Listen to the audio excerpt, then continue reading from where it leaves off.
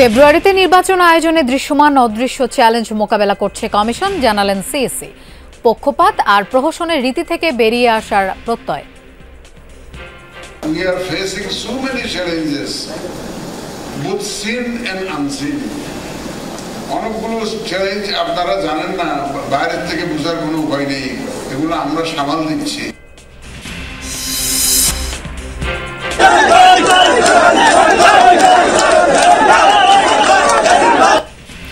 চলছে কুমিল্লা জেলা বিএনপির সম্মেলন। কিছুক্ষণের মধ্যেই তারেক রহমান যোগ দেবেন ভার্চুয়ালি। পিআর নিয়ে ঐক্যমত্য না হলে আলোচনা বন্ধের আহ্বান আমির খসরুর। একটি প্রতিনিধিত্বশীল সংসদ দেখতে চায়, সরকার দেখতে চায়, যেই সরকার তাদের কাছে দায়বদ্ধ থাকবে, জবাবদিহি থাকবে।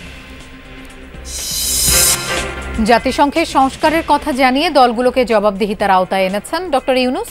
মত বিশ্লেষকদের নির্বাচনী বার্তায় মিলল সবার আস্থা বহালের আভাস। আইনশৃঙ্খলা পরিস্থিতি নিয়ন্ত্রণে খাগড়াছড়ি সদর ও পৌর এলাকায় ১৪৪ ধারা জারি। উপেক্ষা করে ধাওয়া পাল্টা ধাওয়া ও সংঘর্ষ।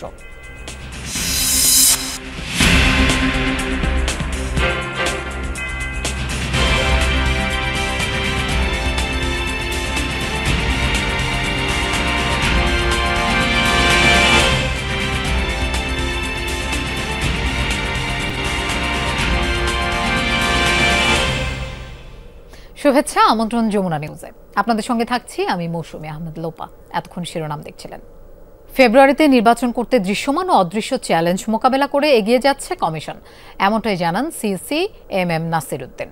দুপুরে নির্বাচন ভবনে সাংবাদিকদের একথা বলেন তিনি। বলেন, নির্বাচন কমিশনের উপর পূর্ণ আস্থা আছে প্রধান উপদেষ্টা, সেজন্য সামনে সুষ্ঠু নির্বাচন উপহার দিতে পারবে বর্তমান নির্বাচন কমিশন।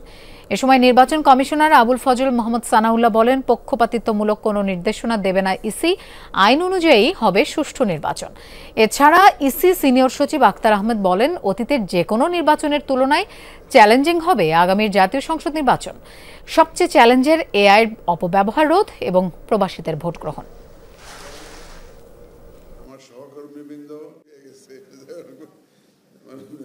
দাবি দেওয়ার বিষয়ে আমি একটা কথা বলতে চাই, শুধু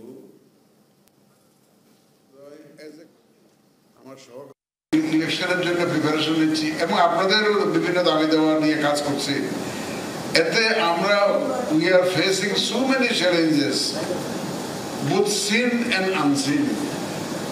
অনেকগুলো চ্যালেঞ্জ আপনারা জানেন না, বাইরের থেকে বোঝার কোনো উপায় নেই, এগুলো আমরা সামাল দিচ্ছি। সামাল দিয়ে কিন্তু আমরা এগিয়ে যাচ্ছি।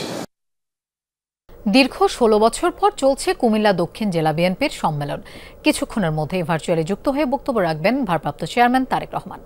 এ বিষয়ে আমরা বিস্তারিত জানবো। আমাদের সাথে যোগ দিচ্ছেন সহকর্মী আরিফিন শাকিল। আরিফিন, কখন নাগাদ শীর্ষ নেতারা বক্তব্য রাখবেন এবং এই যে দীর্ঘ সময় পর সম্মেলন হচ্ছে, তৃণমূলের কর্মীদের মধ্যে উচ্ছ্বাস কতটা দেখছেন? ধন্যবাদ লোপা। একেবারেই স্বাভাবিকভাবেই নেতাকর্মীদের মধ্যে উৎসাহ উদ্দীপনা রয়েছে। তবে যেহেতু সভাপতি এবং সাধারণ সম্পাদক বিনা প্রতিদ্বন্দ্বিতায় নির্বাচিত হয়েছেন, ফলে সেই অর্থে তাদের মধ্যে সেই আনন্দটি অনেকাংশে ম্লান। তবে অন্যান্য পদ, বিশেষ করে সিনিয়র সহ সভাপতি এবং সিনিয়র যুগ্ম সাধারণ সম্পাদক, সাংগঠনিক সম্পাদক, এই ৩ পদে নির্বাচন হবে। এই ৩ পদ নিয়ে নেতাকর্মীদের মধ্যে উৎসাহ উদ্দীপনা রয়েছে। এর বাহিরে আপনি যেমনটা জানতে চেয়েছিলেন, দলের শীর্ষ নেতারা মূলত বিকেল ৫টা থেকে ৫:৩০ নাগাদ বক্তব্য দিবেন এবং ৫:৩০ নাগাদ বিএনপির ভারপ্রাপ্ত চেয়ারম্যান তারেক রহমান ভার্চুয়ালি যোগ দেওয়ার কথা রয়েছে, তারা বক্তব্য দেবেন। এবং আজকের এই সম্মেলনের মাধ্যমে যদিও পুরাতন নেতৃত্বেই নতুন করে সামনে আসবে, তবে মূল যে লক্ষ্য রাখা হয়েছে আগামী নির্বাচন এবং এই কুমিল্লার ১১টি আসনে বরাবরই বিএনপির প্রার্থীরা এগিয়ে থাকেন। ফলে এই আসনগুলো যেন আবারও বিএনপি ধানের শীষের পক্ষে যায়, ধানের শীষের পক্ষে রায় হয়, সেই বিষয়ে দলীয় কর্মী সমর্থকদের কিন্তু ঐক্যবদ্ধ করা হচ্ছে এবং সেই বার্তা দেওয়া হচ্ছে যাদেরকে ধানের শীষ দেওয়া হবে তারা যেন সেই ধানের শীষের পক্ষে তারা কাজ করেন, সেই আহ্বান জানানো হবে। এবং দলীয় ভারপ্রাপ্ত চেয়ারম্যান তারেক রহমান সেই বক্তব্য দিবেন এবং দলের ভিতরে যে গ্রুপিং রয়েছে, অন্তকন্দল রয়েছে, সেই কন্দকল নিরসনে দলের সিনিয়র নেতৃবৃন্দকে দায়িত্ব দেওয়া হয়েছে। তারা দীর্ঘদিন ধরে, গত কয়েক মাস ধরে কুমিল্লায় অবস্থান করছেন এবং সেই অবস্থানের পর দলীয় নেতাকর্মীদের মধ্যে একটি শৃঙ্খলা ফিরেছে এবং সেই শৃঙ্খলা ফেরার কারণেই মূলত আজকের সম্মেলন প্রায় ১৭ বছর পর কিন্তু হচ্ছে। ফলে বলা হচ্ছে যে এই শৃঙ্খলা অব্যাহত রাখা গেলে বিএনপি আগামী ফেব্রুয়ারি যে নির্বাচন, সেই নির্বাচনে কুমিল্লা দক্ষিণ এবং উত্তর এবং মহানগরের মোট সব মিলিয়ে 11টি যে সংসদীয় আসন রয়েছে সবগুলো আসনে ভালো ফলাফল করার বিষয়ে তারা তাদের আশাবাদের কথা জানিয়েছেন। এবং সেই সঙ্গে বিএনপির সিনিয়র স্থায়ী কমিটির সদস্য সালাউদ্দিন আহমদ তিনি আসছেন, তিনি কথা বললেন দেশের সমসাময়িক রাজনৈতিক পরিস্থিতি নিয়ে, এবং তারাও কথা বলতে বলতে ঠিক 5টা সাড়ে 5টা সময় মূলত লাগবে। এখন মূলত দলের যারা নেতৃত্ব এখানকার স্থানীয় নেতৃবৃন্দ রয়েছেন বিশেষ করে তারা বক্তব্য রাখছেন। ধন্যবাদ আরিফিন আমাদের সাথে যোগ দেবার জন্য। পিআর পদ্ধতি নিয়ে ঐক্যমত্য না হলে তা নিয়ে আলোচনা বন্ধের আহ্বান জানালেন বিএনপির স্থায়ী কমিটির সদস্য আমির খসরু মাহমুদ চৌধুরী। তিনি বলেন, নির্বাচনের মাধ্যমে গণতন্ত্র ফিরিয়ে আনতে হবে। রাজধানীর বিআইআইএসএস অডিটোরিয়ামে ডেমোক্রেসি ডায়াস বাংলাদেশ আয়োজিত এক আলোচনায় এসব কথা বলেন তিনি। আমির খসরু আরও বলেন, যেসব দেশ অভ্যুত্থানের পর গণতন্ত্রের পথে না গিয়ে বিতর্ক লম্বা করেছে সেই সব দেশের করুণ পরিণতি হয়েছে, বাংলাদেশকেও সেই পথে নেওয়া হচ্ছে। আলোচনা সভায় নাগরিক ঐক্যের সভাপতি মাহমুদুর রহমান মান্না বলেন, নির্বাচনের আগে পিআরের দাবি তুলে জনগণকে বিভ্রান্ত করা হচ্ছে। অনুষ্ঠানে জোনায়েদ সাকি বলেন, একই পার্লামেন্টে দুবার পিআর হওয়াটা যৌক্তিক নয়। এই পদ্ধতির দাবি তুলে জামায়াত দেশে নতুন সংকট তৈরি করছে, এই অভিযোগ করেন গণ অধিকার পরিষদের সাধারণ সম্পাদক রাশেদ খান। মূলত সংস্কার, পিআর ইত্যাদি পরবর্তী সময়ে যে সময় এরপরে কি বক্তৃতা দেব আপনাদের ধৈর্য। আপনি ম্যান্ডেট নিয়ে সংসদে আসে পাস করেন, ঐক্যমত্যের একটা কমিশনের কথা বলে এর মধ্যে কতদিন এক্সারসাইজ করলাম, এখন আবার কমিশন ঐক্যমত্যের বাইরে গিয়ে আবার নতুন নতুন দাবি নিয়ে জাতিকে বিভক্ত করবেন। আমি যেটা বলেছি প্রথমে, যেই সমস্ত দেশ এই অভ্যুত্থান পরবর্তী সময়ে এই প্রক্রিয়াতে ঢুকছে, এই চক্রের মধ্যে যারা পড়েছে, সেই সমস্ত দেশ আজকে অত্যন্ত খারাপ অবস্থায়। দেশে আয়নাঘর সংস্কৃতি শুরু করেছিল আওয়ামী লীগ। সকালে ফোরাম অব ডিপ্লোমা ইঞ্জিনিয়ার্স বাংলাদেশের বার্ষিক কাউন্সিল অধিবেশনে একথা বলেন জামায়াত ইসলামের আমির ডক্টর শফিকুর রহমান। কাকরাইলের ডিপ্লোমা ইঞ্জিনিয়ার্স ইনস্টিটিউটে এই আলোচনা সভায় প্রধান অতিথি ছিলেন তিনি। এ সময় জামায়াত আমির বলেন, তার দল ক্ষমতায় এলে দাবি আদায়ে জনগণকে রাস্তায় নামতে হবে না। শফিকুর রহমান আরও বলেন, যে শিক্ষা মানুষকে নিচে নামিয়ে দেয় সেই শিক্ষা আর দেয়া হবে না, যুবকরা যোগ্যতা অনুযায়ী কাজ পাবে। বিগত সরকারগুলোর কারণে গত অর্ধ শতাব্দীতেও সেই পরিবেশ তৈরি করা যায়নি বলে অভিযোগ করেন তিনি। বিপক্ষে গেলেও সাংবাদিকদের সাহসিকতার বিকাশ ঘটানোর সুযোগ দেওয়ার আশ্বাস দেন জামায়াত আমির।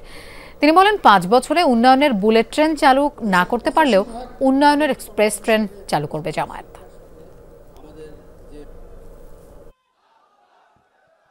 ফসল এবং ফল উৎপাদনে তাদের পেশাগত শিক্ষার সাথে অসংখ্য লোক তারা গুম হয়েছেন। গুম হওয়া লোকেরা সকলেই তাদের আপনজনের কাছে এখনো ফিরে আসেনি। আয়নাগর নামের কুখ্যাত টর্চার সেল, এক ধরনের গ্যাস চেম্বারের মতোই যার অবস্থান, এই সংস্কৃতি ফ্যাসিস্ট বিগত সরকারের হাতেই বাংলাদেশে তৈরি হয়েছে। এর আগে বাংলাদেশের এই ধরনের কোনো অভিজ্ঞতা ছিল না। রাজধানীর লালবাগে ব্যাংক কর্মকর্তা নজরুল ইসলামের রক্তাক্ত মরদেহ উদ্ধার করেছে পুলিশ। নিহতের বড় ভাইয়ের অভিযোগ, নজরুলকে তার স্ত্রী বটি দিয়ে কুপিয়ে হত্যা করেছে। অবশ্য অভিযুক্ত সায়মার দাবি, ধার দেনায় জর্জরিত ছিলেন তার স্বামী, সেই মানসিক চাপেই করেছেন আত্মহত্যা। লালবাগ থানা পুলিশ হত্যা রহস্য উদ্ঘাটনে কাজ করছে। পুরান ঢাকার লালবাগের এই বাসাতেই স্ত্রী, 2 সন্তান, মা আর শাশুড়িকে নিয়ে ভাড়া থাকতেন ব্যাংক কর্মকর্তা নজরুল ইসলাম। শুক্রবার বিকেলে ভাড়া বাসা থেকেই তার রক্তাক্ত মরদেহ উদ্ধার করে পুলিশ। নিহতের বড় ভাইয়ের দাবি, মাকে রাখা নিয়েই প্রায়ই ঝগড়া হতো নজরুল ও তার স্ত্রী সাইমার। এরই জেরে স্বামীকে হত্যা করেছেন তিনি। ওরা যে এরকম একটা পরিকল্পনা করছে যে আমার নিরপরাধ ভাইকে শেষ করে দেবে আমার মায়ের অপরাধের জন্য, এটা যদি জানতাম আমি আমার মাকে আগে সরাই নিয়ে যেতাম, তারপরেও আমার ভাইকে আমি হারাতাম না, আমার রক্তের ভাইকে। যখন আমার আম্মা ভিতরে চলে গেছে, আম্মার ওটা আটকাই দিছে, আটকাই দিয়ে এরপরে কি করলো, ও পাশে যে আমার ভাইকে মনে করেন একটু ঘুমের ঝিম হয়েছে, এখানে মেরে দিছে। যখনই মেরে দিল, মেরে দেওয়ার সঙ্গে সঙ্গে আমার ভাই মনে হয় লাফায় উঠছে, লাফায় উঠে ধরতে গেছে, তখন হাতে মেরে দিছে। হাতে এখানে 5টা 7টা কোপ আছে। ঘটনার সময় বাসায় নিহতের মা, শাশুড়ি ও 2 শিশু সন্তান উপস্থিত ছিল। নিহতের মায়েরও দাবি তার ছেলেকে হত্যা করা হয়েছে। আমার ছেলেরে দেখছি যে এই আমার বিয়ে না আমার বউ এই জড়াজড়ি করিয়া আমার রুমের ভিতরে আমার ছেলে ঢুকে গেছে জোরে, কিন্তু এরাও জড়াজড়ি করতেছে সাথে। আমার জোরে আমার ছেলে যায় আমার যাই গেছে মা বটি ঠেকাও কইছে। আমি গলার দিক চাইয়ে দেই যে সবাই রক্ত পড়তেছে, আমি আমার বাচ্চার জড়াইতে। যদিও নিহতের স্ত্রী আর শাশুড়ি বলছেন কয়েক মাসের বাসা ভাড়া বাকি আর কিছু ঋণ থাকায় আত্মহত্যা করেছেন নজরুল। আমি রক্ত মাখা অবস্থায় দেখছি তাকে, তারপরে ধরতে গেছি, সে ছিটে চলে আসছে ঘর থেকে, আমাদের বেডরুম থেকে সে দৌড় দিয়ে চলে আসছে। দরজার এখানটায় আমি ধরতে গেছি, আমার শাশুড়ি, আমি আর আমার মা, আমাদের 3 জনকে ধাক্কা দিয়ে দরজার সামনে ফেলে দিছে। আমি দেখতেছিলাম যে ও গলায় ইয়ে দিয়ে বেরোয় আসছে, তখন আমি জড়া ধরেছি, আমি রক্ত বেরোচ্ছে, আমি ও মা বলেছে, তখন জড়া ধরেছি। তাই আমার যদি শোনেন বটি আমি তার কাছ থেকে কেড়ে নিয়েছি, বিএনসিটা দেখেছে, কারণ একটা মানুষ আমার চোখের সামনে মরবে তাই দেখবো আমি, তাই বলেন। হত্যা নাকি আত্মহত্যা, প্রকৃত ঘটনা তদন্তে কাজ চলমান, জানিয়েছে পুলিশ। তার বাসার লোকজন যারা আছে তাদেরকে সহ তার সাথে সংশ্লিষ্ট যারা রয়েছে তাদেরকে আমরা জিজ্ঞাসাবাদ করব, এবং এটা খুব আর্লি স্টেজে আছে এখন। আমরা খুব গুরুত্ব দিয়ে দেখছি একজন লোক মারা গেছে, তার কারণটা কি সেই কারণ অনুসন্ধান করার জন্য আমরা কাজ করছি। এই ঘটনায় নিহতের স্ত্রী, শাশুড়িকে আসামি করে লালবাগ থানায় হত্যা মামলার আবেদন করেছেন নজরুলের পরিবার। রাব্বি সিদ্দিকী, যমুনা নিউজ, ঢাকা। দর্শক, আমরা গাজীপুরে যেতে চাই পলাশ প্রধানের কাছে। পলাশ, যে ফায়ার সার্ভিসের যে ইন্সপেক্টর নিহত হয়েছেন তার তো জানাজা শেষ হয়েছে, ওয়্যারহাউস ইন্সপেক্টর নাইমের দাফন কোথায় হবে? লোপা কিছুক্ষণের মধ্যে তাকে আসলে তার শ্বশুরবাড়ি এলাকায় আরেকটি জানাজা হবে টঙ্গীতে, সেটি বনমালা। এখন মূলত তার যে স্টেশন ছিল সেই স্টেশন থেকে আসলে তাকে শেষ বিদায় দেওয়া হয়েছে, সেখান থেকে তাকে বনমালা নিয়ে যাওয়া হবে। তার যে সহকর্মীরা ছিল তাকে আসলে শেষ বিদায় জানিয়ে দেওয়া হয়েছে। তবে যে বিষয় দেখেছিলাম যে তার যে সহকর্মীরা ছিল অশ্রু ভেজা চোখেই কিন্তু তাকে আসলে বিদায় দেওয়া হয়েছে। এখানকার যারা কর্মকর্তা ছিল তাদের সাথে কারোর সাথে আসলে কথা বলার যে পরিস্থিতি, সেই আসলে পরিস্থিতি এখানে নেই। সবাই কিন্তু আসলে অশ্রু ভেজা কান্নায় কিন্তু আসলে বিদায় দিয়েছে। তারা বলছিল যে এখানে যতদিন তিনি আসলে কাজ করেছিল, সততা এবং তার যে আদর্শ সেই নিয়ে কিন্তু আসলে কাজ করেছিল। আমরা কিন্তু সবাই জানি যে যেই ঘটনাটি ঘটেছিল সেই ঘটনার পর থেকে কিন্তু সে মূলত 45% বান ছিল, এরপর থেকে কিন্তু আজকে তার মৃত্যু হয়েছে। আমরা যে বিষয়ে জেনেছি যে এখানকার জানাজা শেষে টঙ্গীতে আরেকটি জানাজা হবে কিছুক্ষণের মধ্যে। সেই জানাজা শেষ করে তার যে জন্মস্থান শেরপুর, সেই শেরপুরের নকলাতে তার শেষ জানাজা হয়ে, অর্থাৎ চতুর্থতম যে জানাজা, সেই জানাজা শেষ হয়ে তার বাবা মার নিজ বাড়ি যেটি সেটিতে আসলে তাকে দাফন করা হবে। এরপর আসলে এখানকার যারা টঙ্গী স্টেশন যে কর্মকর্তারা ছিল তারাও কিন্তু আসলে তার সফর সঙ্গী হয়েছে, তার সাথে আসলে লাশ নিয়ে টঙ্গীর যে জানাজাটি সেটি শেষ করেই মূলত এখান থেকে যাবে। তবে তার কিছুক্ষণ আগে কিন্তু আসলে এই যে নাইম, অর্থাৎ যে ফায়ার কর্মকর্তা ইন্সপেক্টর, অর্থাৎ ওয়্যার হাউস ইন্সপেক্টর, তার রুমটিতে এসে কিন্তু তার পরিবার, তার একজন ছেলে সন্তান রয়েছে, তার ছেলে সন্তান সহ তার পরিবারের পরিজন কিন্তু আসলে এই রুমটিতে এসে আসলে স্মৃতি বিজারিত অবস্থায় কিন্তু আসলে এখানে তার পরিজন কিন্তু শেষ যে চেয়ারটুকু, সেই চেয়ারটুকুতে বসে কান্না করে কিন্তু আসলে তো এখান থেকে বিদায় নিয়ে হয়েছিল। এখানে আসলে তার সহকর্মী সহ পার্শ্ববর্তী যে টঙ্গীর যে তার পরিচিত যারা ছিল তারা সকলেই কিন্তু আসলে এই জানাজা অংশগ্রহণ করেছিল। জানাজা অংশগ্রহণ করে কিছুক্ষণ আগে তাকে বিদায় দেওয়া হয়েছে। অর্থাৎ সবকিছু মিলিয়ে বলবো যে আসলে যে সাহসিকতা দেখিয়ে দিয়েছে এটি কিন্তু আসলে ইতিহাসে বিরল হয়ে থাকবে, এমনটাই কিন্তু যারা ছিল এখানকার তার যে সহকর্মীরা সেটি কিন্তু আমরা তাদের কাছে শুনেছি এবং সেটি কিন্তু আসলে কাভারেজও করেছি। লোপা, পলাশ, আপনাকে ধন্যবাদ আমাদের সাথে যোগ দেওয়ার জন্য। খাগড়াছড়িতে 144 ধারা উপেক্ষা করে ধাওয়া, পাল্টা ধাওয়া এবং সংঘর্ষে জড়িয়েছে পাহাড়ি বাঙালিরা। প্রশাসনের পক্ষ থেকে 144 ধারা জারি করা হলেও প্রথমে তারা সড়কে অবস্থান নেয়, এরপর উপজেলা এলাকা চেঙ্গি স্কয়ার ও মহাজনপাড়ায় ধাওয়া পাল্টা ধর ঘটনা ঘটে। ভাঙচুর করা হয় বেশ কয়েকটি দোকানপাট এবং ব্যবসা প্রতিষ্ঠান। নিয়ন্ত্রণে মাঠে রয়েছে সেনাবাহিনী ও আর্মড পুলিশ। শহরের গুরুত্বপূর্ণ স্থানে মোতায়েন রয়েছে বাড়তি পুলিশ সদস্য। এর আগে স্বনির্ভর এলাকায় অবরোধকারীরা কয়েক দফায় পিকেটিং করে। পথচারীদের উপরও হামলার ঘটনা ঘটে। বিক্ষোভকারীরা দেশীয় অস্ত্র, গুলতি ও লাঠিসোঁটা নিয়ে কয়েক দফায় হামলার চেষ্টা চালায়। এ ঘটনায় কয়েকজন আহত হওয়ার খবর মিলেছে। এর আগে পাহাড়ে নারী নিপীড়ন বন্ধ এবং জড়িতদের শাস্তির দাবিতে খাগড়াছড়িতে যুগ্ম ছাত্র জনতার ব্যানারে সকাল থেকে অবরোধ শুরু হয়। তবে দুপুর 12টার পর থেকে পরিস্থিতি ঘোলাটে হতে শুরু করে। সামাজিক মাধ্যম সহ বিভিন্নভাবে বাঙালি ও সেনাবিরোধী উস্কানি দিয়ে সাম্প্রদায়িক দাঙ্গা চালানোর চেষ্টা চলে। আইনশৃঙ্খলা পরিস্থিতি অবনতির আশঙ্কায় দুপুর 12টা থেকে 144 ধারা জারি করে জেলা প্রশাসন। পরিস্থিতি নিয়ন্ত্রণের জন্য দ্রুত পদক্ষেপ নিতে আহ্বান জানায় সুশীল সমাজের প্রতিনিধিরা। জাতিসংঘ সাধারণ পরিষদে সংস্কার কার্যক্রম তুলে ধরে রাজনৈতিক দলগুলোকে জবাবদিহির আওতায় আনলেন ডক্টর মোহাম্মদ ইউনূস। ভবিষ্যৎ সরকারকে গণ অভ্যুত্থানের চেতনাকে সম্মান জানিয়ে সংস্কার চালিয়ে নেয়ার বার্তা দিয়েছেন তিনি। এমনটাই মনে করেন রাজনৈতিক বিশ্লেষক ও কূটনীতিকরা। একই সঙ্গে নির্বাচনী বার্তায় বিশ্বকে জানিয়েছেন গণতান্ত্রিক অভিযাত্রায় কারো আস্থা নষ্ট করবে না বাংলাদেশ। আলামিন হক অহনের প্রতিবেদন।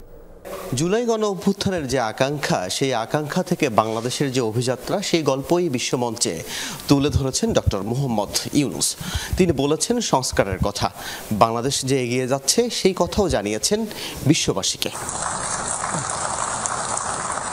প্রধান উপদেষ্টা ডক্টর মোহাম্মদ ইউনূস জানিয়েছেন যে বিপুল সমর্থনের মাধ্যমে অন্তর্বর্তী সরকার গঠিত হয়েছে, তাতে সহজেই নির্বাহী আদেশে সংস্কার কাজ বাস্তবায়ন করা যেত, কিন্তু অন্তর্ভুক্তিমূলক ও টেকসই পথ বেছে নিয়েছে সরকার। রাজনৈতিক বিশ্লেষক ও কূটনীতিকরা বলছেন জাতিসংঘে দেশের রাজনৈতিক দলগুলোর প্রতি বিশেষ বার্তা দিয়েছেন তিনি। সংস্কার কিন্তু একদিনের বিষয় নয়, এটা কিন্তু একটা প্রক্রিয়া। তো কাজেই বাংলাদেশে আমরা সংস্কারের উদ্যোগ নিল সকলেই যেটা সমর্থন করি বা আমরা সকলেই যে এটাকে বাস্তবায়নের জন্য আগ্রহী, সেটাও কিন্তু ঠিক কথা নয়। তো কাজেই তার এই আগ্রহ যদি থাকে, আন্তর্জাতিক সম্প্রদায় যদি এতে আমাদের নিরন্তর সমর্থন দিয়ে যায়, একদিক থেকে পরবর্তী যে সরকার আসবে তার উপরেও একটা চাপ তৈরি হবে যে এটা তো আন্তর্জাতিক সম্প্রদায় জানে, সুতরাং এখন আমাদের এই সংস্কার থেকে কোনো অবস্থাতেই পিছিয়ে আসার কোনো সুযোগ নেই। ভাষণে প্রধান উপদেষ্টা বলেছেন ক্ষমতার ভারসাম্যপূর্ণ একটি গণতান্ত্রিক রাষ্ট্র কাঠামো গড়ে তোলাই তার সরকারের লক্ষ্য, যেখানে আর কখনো স্বৈর শাসকের আবির্ভাব হবে না।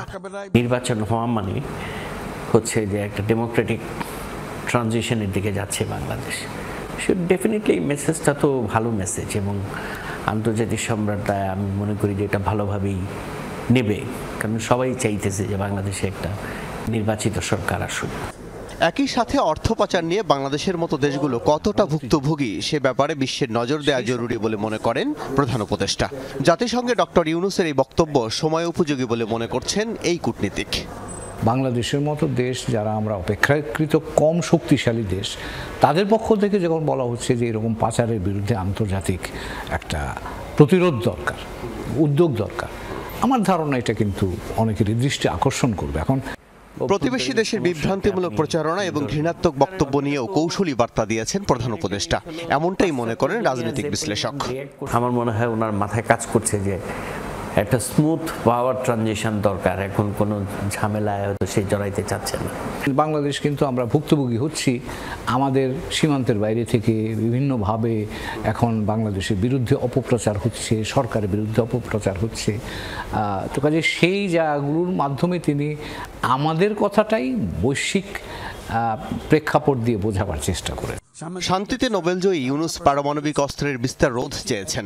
এছাড়া 8 বছর ধরে চলা রোহিঙ্গা সংকটের অবসান চেয়ে বিশ্বকে যে বার্তা তিনি দিলেন তা খুবই জরুরি বলে মত সবার। 8 বছর পার হয়ে গেল, রোহিঙ্গা সংকটের কোনো সমাধান হলো না। আমিন হক অহন, যমুনা নিউজ, ঢাকা। ঢাকা বিশ্ববিদ্যালয় এলাকায় মেট্রো রেলের নিচে গড়ে ওঠা অস্থায়ী বস্তি উচ্ছেদ করা হলো। 19 সেপ্টেম্বর যমুনা টেলিভিশনে এই বিষয়ক প্রতিবেদন প্রচারের পর বিষয়টি নজরে নেয় ডাকসু। নবনির্বাচিত সমাজসেবা সম্পাদকের নেতৃত্বে এবং প্রক্টোরিয়াল বোর্ডের সহায়তায় চালানো হয় এই উচ্ছেদ অভিযান। মাদক গ্রহণের সরঞ্জাম সহ একজনকে আটক করে আইনশৃঙ্খলা বাহিনী। শিক্ষার্থীরা বলছেন নিরাপত্তার স্বার্থে এমন অভিযানের পর প্রয়োজন প্রশাসনের নিয়মিত নজরদারি। মেট্রো রেলের নিচে গড়ে ওঠা অস্থায়ী বস্তি আর ছিন্নমূলদের আস্তানা নিয়ে ছিল নানা অভিযোগ। ঢাবি এলাকায় রাত নামলেই বাড়ে আতঙ্ক। মাদক সেবন তো নিয়মিত ব্যাপার, ঘটে চুরি ছিনতাইয়ের মতো অপরাধ। চারিদিকে পলিথিন মোড়ানো, উপরে টাঙানো কম্বল এবং নিচে বিছানো আছে পাটি। এমন অস্থায়ী ঘরে থাকতে পারবেন কমপক্ষে 2 থেকে 3 জন। 19 সেপ্টেম্বর মেট্রো রেলের নিচে দিনে অসহায় মানুষের আশ্রয়, রাতে অপরাধের আকড়া শিরোনামে প্রতিবেদন করে যমুনা টেলিভিশন। এরপরই শনিবার দুপুরে ডাকসুর উদ্যোগে ঢাকা বিশ্ববিদ্যালয় ক্যাম্পাস এলাকায় চালানো হয় উচ্ছেদ অভিযান। ডাকসুর সমাজসেবা সম্পাদক এবি জুবায়েরের নেতৃত্বে এবং ঢাকা বিশ্ববিদ্যালয়ের প্রক্টরিয়াল টিমের সহযোগিতায় হয় এই অভিযান। এ সময় মাদক গ্রহণের সরঞ্জাম সহ একজনকে আটক করে আইন শৃঙ্খলা বাহিনী। আমাদের এই সিকিউরিটি কনসার্নের জায়গা থেকে আমরা চেষ্টা করছি এই সমস্ত যারা এরকম মাদকাসক্ত ব্যক্তিরা এখানে আছে, মাদক ব্যবসায়ীরা আছে, ছিন্নমূল ভবঘুরে পাগল যারা আছে, এদেরকে এখান থেকে বের করে দিয়ে আমাদের ক্যাম্পাসটা সেভ করা। উচ্ছেদ করা হয় মেট্রো রেল পিলারের নিচে থাকা ছোট ছোট প্লাস্টিক আর কাপড়ের ঘর। উদ্ধার করা হয় চুরি ছিনতাইয়ের মালামালও। ওরা যেহেতু থাকে এই কারণে অপরাধের মাত্রাটা বেড়ে যায়, কারণ হচ্ছে ওরা বিভিন্ন মাদকাসক্তির সাথে ওরা জড়িত। আমাদের যে সাধারণ শিক্ষার্থী আছে তারা চলার সময় দেখা যাচ্ছে যে ভবঘুরে পাগল বা অন্য কোনো মানুষদের দ্বারা কোনো না কোনোভাবে ক্ষতিগ্রস্ত হচ্ছে। তো একটা ক্যাম্পাসের শিক্ষার জন্য তো এটা স্বাভাবিক পরিবেশ না। এফআর হলে সাম্য ভাই উনি মারা গেছে আর কি, এইভাবে ওনাকে ছুরিকাঘাত করে নিহত করা হয়েছে। তো এটা আমাদের জন্য কতটা কনসার্নিং একটা বিষয়। তো রাতের বেলা এই ধরনের যারা দিনের বেলা সাধারণ মানুষ হিসাবে থাকে, অসহায় মানুষ হিসাবে থাকে, রাতের বেলা আপনারা অভিযান চালালে দেখবেন যে এদের কাছে আপনি ধরেন যে চাপাতি পাচ্ছেন বা ধরনের ভয়ঙ্কর অস্ত্র পাচ্ছেন। ঢাকা বিশ্ববিদ্যালয় ক্যাম্পাস থেকে শুরু হলেও একই চিত্র দেখা যায় রাজধানীর অন্যান্য সড়ক, ফ্লাইওভার আর আন্ডারপাসের নিচে। রাজধানীর আধুনিকতার প্রতীক মেট্রো রেলের নিচে যখন অপরাধ প্রবণ এলাকা গড়ে উঠেছে, তখন প্রশ্ন থেকে যায়, শুধু উচ্ছেদ অভিযানই কি যথেষ্ট? রেদওয়ান আহমেদ, যমুনা নিউজ, ঢাকা। কাল দুর্গোৎসবের মহাষষ্ঠী। এই দিন দেবী দুর্গা অধিবাস করবেন মর্তে। 1 বছর পর দেবী আসছেন, তার আগমন উপলক্ষে জোরে সোরে চলছে ভক্তদের প্রস্তুতি। যদিও গেল প্রায় 2 মাস ধরেই প্রস্তুত হচ্ছেন সনাতন ধর্মাবলম্বীরা, তাই বেশিরভাগ কাজই শেষ হয়ে এসেছে। চলছে খুঁটিনাটি কাজ গোছানোর প্রক্রিয়া। সীমান্ত এলাকা সহ সারা দেশে 2857টি পূজা মণ্ডপের নিরাপত্তায় এবার 430 প্লাটুন বিজিবি মোতায়েন করা হয়েছে। দেবী আগমনের প্রস্তুতির সম্পর্কে জানব সহকর্মী সুমাইয়া ঐশীর কাছ থেকে। ক্যামেরায় ছিলেন রানা হোসেন।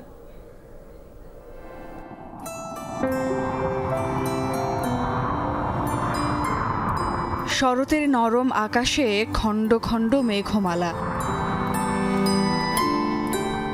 মিষ্টি বাতাসের তোড়ে মাঝে মাঝেই শ্বেত শুভ্র মেঘরাশি সরে উঁকি দেয় চোখ ধাঁধানো নীল। কখনো রোদ্দুর, আবার কখনো অনবরত বৃষ্টি।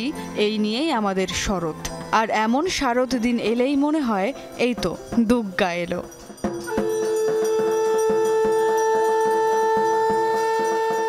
ছয় আশ্বিন সম্পন্ন মহালয়া। সায়ংকালে দেবী দুর্গার আমন্ত্রণ বোধন শেষে এখন ষষ্ঠীর অপেক্ষা। আগামী 28 সেপ্টেম্বর মহাষষ্ঠী। দেবীর আগমন উপলক্ষে তাই সব ক্ষেত্রে এখন জোর তোড়জোড়। বেশিরভাগ মণ্ডপে প্রতিমা গড়নের কাজ শেষ। এখন চলছে রং তুলির আঁচড়ে দেবীকে রূপ দেয়ার কাজ। সাধারণত মাটির তাল ভেঙে ধীরে ধীরে এই মহাশক্তিকে আকার দেওয়ার কাজ শুরু হয় মাস 3 আগে থেকেই। এখন শুধু বাকি রং তুলিতে দেবীকে পূর্ণতা দান। কোনো কোনো মণ্ডপে রঙের কাজ প্রায় শেষ, কোথাও আবার কেবল শুরু দেবীকে রাঙিয়ে তোলা। এই মন্দিরের কাজ, রঙের কাজ কিছুটা হয়েছে, চোখ বাকি আছে, প্রিন্টের কাজ বাকি আছে। এই সব পঞ্চমীর আগেই শেষ করতে হবে। আমাদের কাজ প্রায় শেষের দিকে, একটা মূর্তি আছে কালারের বাকি। সাধারণত ভাদ্র মাস থেকেই দুর্গাপূজার সরঞ্জাম কেনাকাটা শুরু হয়। বেশিরভাগ শেষ হয় মহালয়ার আগে। এখন চলছে বাকি থাকা টুকটাক কেনাকাটা। কেউ পূজা উপলক্ষে কিনে নিচ্ছেন 1 জোড়া নতুন শাখাপলা, কেউ বা দেবীর পরিধেয় বস্ত্র বা পূজার আনুষঙ্গিক। শঙ্খের ধ্বনি ছাড়া কি দুর্গাপূজা সম্পন্ন হয়? তাই কেউ আবার শঙ্খ কিনতে ব্যস্ত। পূজার ওই যে ঘটি বাটি ওইগুলো, তারপর ওই যে পূজার নৈবেদ্য দেওয়ার জন্য মায়ের শাড়ি কিনবো, মায়ের গহনা কিনবো, মায়ের অস্ত্র। আশ্বিন মাস পড়লে 1 তারিখ থেকে আমাদের পুজোর বেচাকিনি শুরু হয়। তবে এখন দ্রব্যমূল্যের দামের প্রচুর জন্য কাস্টমাররা নাগালের বাইরে চলে গেছে।